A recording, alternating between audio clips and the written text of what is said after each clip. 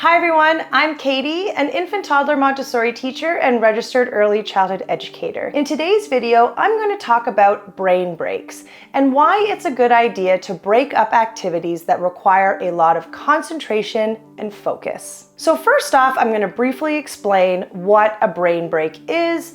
Then I'm going to give you some examples of activities that might require a brain break. And then finally, I will end off with 3 of my favorite brain break activities that we did in the toddler classroom. So a brain break is exactly as it sounds. It's giving your child's brain a break from the activity that they are doing. So it's taking a few minutes to move to an activity that is going to require less mental bandwidth. So your child is engaging in an activity where they're really focused, they're really concentrating, they're working really hard, and you can see that they're sort of losing focus a little bit. Maybe they're feeling a little bit tired. It can be really helpful to the child if they just take a few minutes to do an activity where their brain can sort of recharge and relax. Brain breaks are found to reduce stress,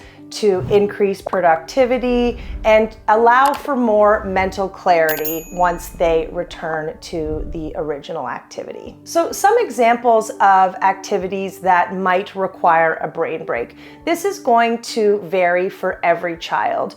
We talk a lot about the importance of concentration and focus and persevering through a challenge in Montessori. So if the child doesn't appear to need a break while engaging in those types of activities, then there's no need for a brain break. It's more once you see that your child is sort of maybe starting to lose interest in the activity that they're doing. So examples of these types of activities, like independence, doing things on your own when you're little, when you're just, when you're a toddler or a preschooler, that can be very mentally draining on them. So sometimes when they are doing a task independently, they might need a little bit of a brain break.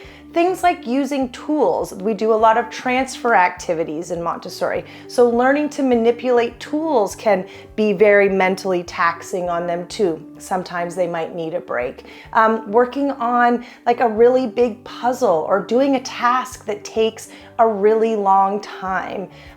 Those are all times when I would encourage you to observe. And if your child is sort of, again, losing interest, you might just want to suggest that they take a little break. So the reason why I decided to share this information with you today is because I think it's going to help parents to learn to follow their child.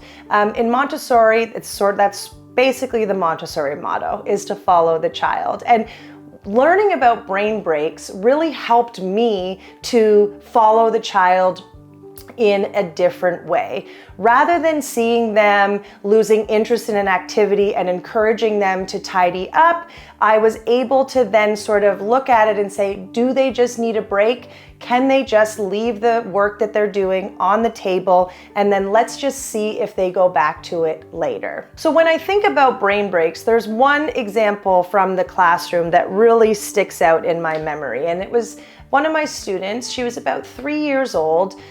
She really wanted to do a very big piece of work. So she decided that she wanted to do a 100-piece pattern. It sounds like a really big task, but we had sort of been working our way up to this 100-piece pattern throughout the year. So this is what she wanted to do, and we were there to support her while she did it.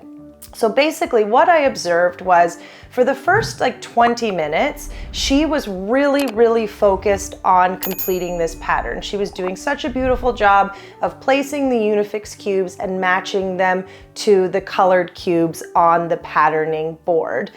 But again, after 20 minutes, she sort of looked a little bit uninterested. She was sort of looking around the room. Her posture had changed. She wasn't touching the materials anymore. And what I observed was she got up from the table and she went over to our classroom library and she sat down and she read a book. She took about 3 or 4 minutes to read a book. She put the book back into the library, and then she returned to her patterning work. She took this break all on her own. It wasn't a suggestion from us. It was something that she knew to do for herself. And she came back to that patterning work and she finished the rest of it. She completed a 100-piece pattern. It took her about an hour from start to finish, which is a remarkable task for a 3-year-old. But she just needed a good little, 5-minute break in the middle to be able to complete it. So to me, that's really the standout example of a child needing a brain break. So if your child at home is engaged in an activity and you see, they've been working really hard on it, but then they walk away from it, rather than tidying it up, just wait a few minutes and see what happens. So now I will share my 3 favorite brain break activities that we would do in the classroom. So the first one I mentioned in my previous example, and it's reading a book. Having books available in your child's playroom can be really beneficial when they need to take a little bit of a break.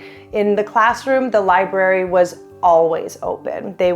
They could read books whenever they wanted to. It wasn't even necessarily that I was reading books to them. A lot of the times they just wanted to choose the books and sort of read them on their own, flipping through the pages, looking at the pictures, and so on. So having books available in your child's playroom is a really great brain break activity. So number 2 is something that I would do when I observed that more than one child needed to take a brain break, but it's something that you could very easily do at home, is that we would dance. We would just let loose, we would put some music on, and we would dance. Or we wouldn't even dance. We would just listen to music and take that time to just sort of decompress. But oftentimes the children did really want to dance. They found that movement to be really helpful. And the thing is that it doesn't even need to be children's music. You can put on the radio, you can put on the music that you enjoy, put the music on that your child enjoys, and just take a few minutes to just sort of let loose. Dancing, there's a lot of freedom in dancing. So this leads me to my 3rd favorite brain break activity to do in the classroom, which were simple gross motor movements. So when I observed that a child could benefit from a brain break, I would go over to that child, I would get down on their level, and I would say very quietly to them, "Do you want to come and take a little bit of a movement break with me?" And we would go to the movement area of the classroom and we would just do some simple gross motor movements. We would do jumping jacks. We would run on the spot. We would play a game of Simon Says, just giving them a chance to sort of just get all of that energy out of their bodies. Because again, with these activities that require a lot of concentration and focus, they're often sitting and they're using their hands and they're using their brains. So giving them a chance to sort of move and let all of that out of their bodies can be really helpful. I hope that you find brain breaks to be as eye-opening and helpful with your children as I did. Something to keep in mind is that our adult brains also need a break every once in a while. So although I used many of these activities in the classroom with the toddlers, they also helped my brain. So I hope that you found today's video to be helpful, and I'll see you next time. Thanks for watching. Bye.